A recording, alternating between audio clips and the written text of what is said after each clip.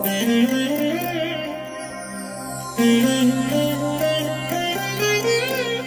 దినం పరము నుండి దిగివచ్చు మాట. ఇది నీ జీవితానికి వెలుగుల బాట. నీ ఒడిలో ఉంచబడిన దీవెనల మూట, అద్భుతాల ఆనంద ఊట. ఆగస్టు 31. సంవత్సరమంతా మీరు బైబిల్ చదివి ముగించడానికి ఈరోజు మీరు చదవలసిన లేఖన భాగము ఉదయం 132, 133 మరియు 134 కీర్తనలు. సాయంత్రం 1 కొరింథీ పత్రిక 11వ అధ్యాయము 17 నుండి 34వ వచనం వరకు. ప్రియమైన దేవుని బిడ్డలారా, ఈ ఉదయకాల సమయంలో ప్రభు యొక్క కృప మిమ్మల్ని బలపరచునుగాక. ఈ దినమున మీరు పూనుకొనిన ప్రతి పని ఆయన కృపలో సఫలము చేయునుగాక. మీ కన్నీరు తుడవబడి మీ దుఃఖం ఆనందముగాను, మీ అంగలార్పు నాట్యముగాను పరిశుద్ధాత్మ దేవుడు చేయునుగాక. అలాగు చేయవలనని ఆయన ఆసక్తి కలిగి ఉన్నాడు.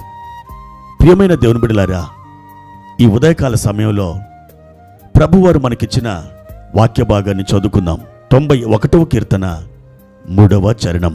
వేటగాని ఉరిలో నుండి ఆయన నిన్ను విడిపించును, నాశనకరమైన తెగులు రాకుండా నిన్ను రక్షించును. ఈరోజు చక్కని వాగ్దానంతో ప్రభువారు మిమ్మల్ని ఎదుర్కొంటున్నారు. వేటగాని ఉరిలో నుండి ఆయన మిమ్మలను అద్భుతంగా రక్షించబోతున్నారు. ఆయన విడిపించబోతున్నారు. ఆయన విడుదలకర్త, ఆయన రక్షణకర్త. పక్షులని వేటాడేవారు, ఆ వేటగాళ్ళు రకరకాల పద్ధతులను ఉపయోగిస్తారు.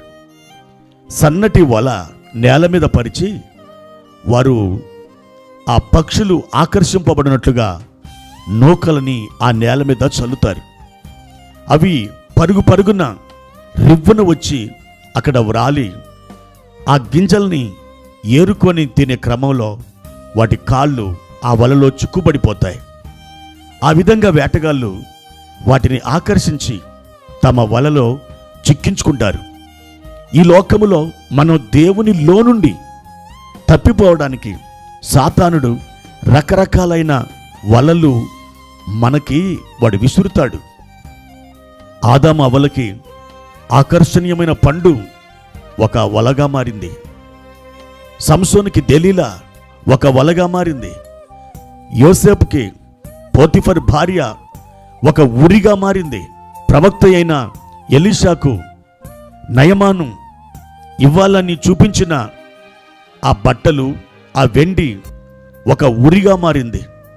ప్రియమైన దేవుని బిడ్డలారా, అపవాది రకరకాల ఉరులను మన యొక్క మార్గములో వాడు ఉంచుతాడు.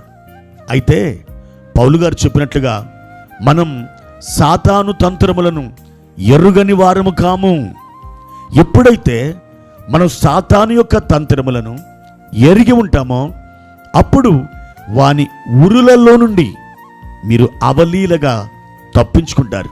గిద్యోను ఒక ఏఫోదును చేయించుకొని తన పట్టణంలో ఉంచుకున్నాడు. ఆ తర్వాత కాలంలో ఇశ్రాయేలులకు అది ఒక ఉరిగా మారింది. నా ప్రియమైన దేవుని బిడ్డలారా, మీ జీవితంలో అపవాది ఏ బోనులను, ఏ వలలను, ఏ ఉరులను వాడు ఉంచుచున్నాడో జాగ్రత్తగా మీరు ఆలోచన చేయండి, పరీక్షించుకోండి. మీరు వానికి ఎంత మాత్రం చిక్కవద్దు. మీరు వాని యొక్క తంత్రములను ఎరిగిన వారై మీరు వాటిని యేసుక్రీస్తు నామములో ధీటుగా ఎదుర్కొని వాటిని బ్రద్దలు కొట్టండి. అప్పుడు దేవుని యొక్క అద్భుతమైన బహుమానం మీరు సమృద్ధిగా పొందుకుంటారు. మీరు దేవుని చేత హెచ్చింపబడతారు. దేవుని యొక్క ఆత్మ సంబంధమైన ఆ కృపలతో మీరు వర్ధిల్లుతారు. ఆ విధంగా దేవుడు మిమ్మల్ని చేయాలని కోరుకుంటూ యేసుక్రీస్తు నామములో ఈ మాటల్ని పరిశుద్ధాత్మ ద్వారా నేను మీకు తెలియచేస్తున్నాను. ప్రార్థన. ప్రియమైన తండ్రి, మీ ఘనమైన నామానికి వందనాలు. ఈ ఉదయకాల సమయంలో వేటగాని ఉరిలో నుండి మమ్మల్ని తప్పించి విడిపించే దేవుడవు నాయన. మా ప్రియులు ఏ విధమైన ఉరులలో చిక్కుకొని ఉన్నారో ప్రభువా, వారిని ఈ ఉదయకాల సమయంలో జ్ఞాపకం చేసుకొని విడిపించుమని ప్రార్థన చేస్తున్నాను. సాతాను తంత్రములన్నీ యేసు నామమున లయమైపోవునుగాక.